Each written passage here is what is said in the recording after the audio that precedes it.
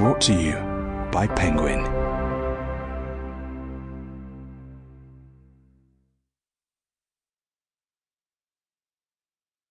Reign of Ruin, Tokyo, Hiroshima, and the Surrender of Japan by Richard Overy.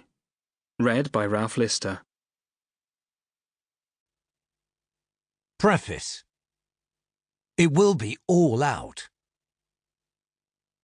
From the Press Conference of General Marshall, November the 15th, 1941. If war with the Japanese does come, we'll fight mercilessly. Flying fortresses will be dispatched immediately to set the paper cities of Japan on fire. There won't be any hesitation about bombing civilians. It will be all out. When George Marshall, U.S. Army Chief of Staff, made his views known to a small group of prominent American journalists just weeks before Pearl Harbor, there was no prospect that the Boeing B-17 Flying Fortress could reach any target in the Japanese home islands.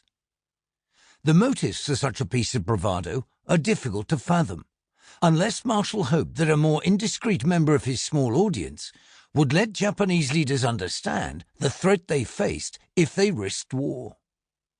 Bombing of civilians was widely condemned by American opinion, including President Roosevelt, Marshall's titular commander-in-chief. The reference to paper cities showed a casual racism common to many Westerners when they confronted Japan's apparently exotic culture. As it turned out, bombing of Japanese cities, nearly all of them, could happen only after almost 4 years of a bitterly fought struggle across the South and Central Pacific. Marshall's claim that the bombing would be all out was the one promise redeemed. In 1945, Japan experienced the 3 most deadly bombing attacks of the war, on Tokyo, Hiroshima, and Nagasaki. Almost 2/3 of Japan's paper cities were destroyed by fire and blast, the reign of ruin promised by President Truman in August 1945.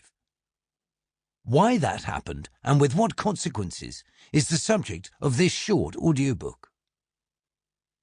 American military leaders had long thought about how Japan might be defeated if a Pacific War ever materialized between the 2 major naval powers in the region.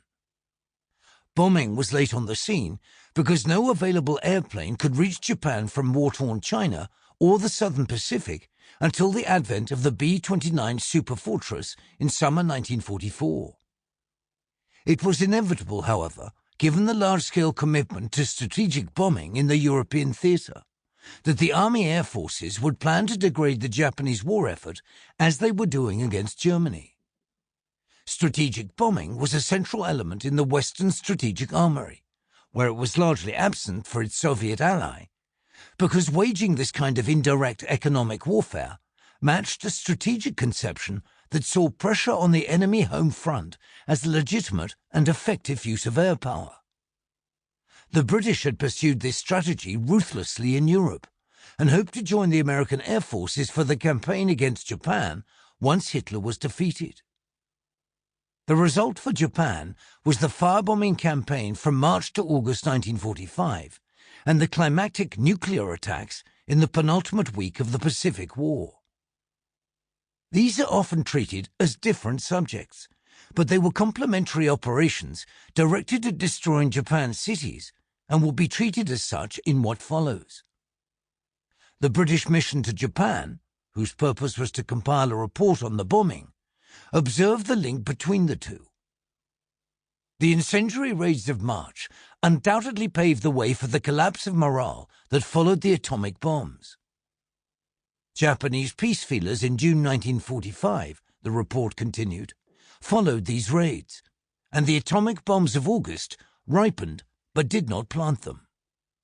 The United States Army Air Forces, which carried out both conventional and nuclear raids, liked to think that air power had delivered the Japanese surrender a few days after the bombing of Hiroshima, and that has remained a conclusion endorsed by many historians.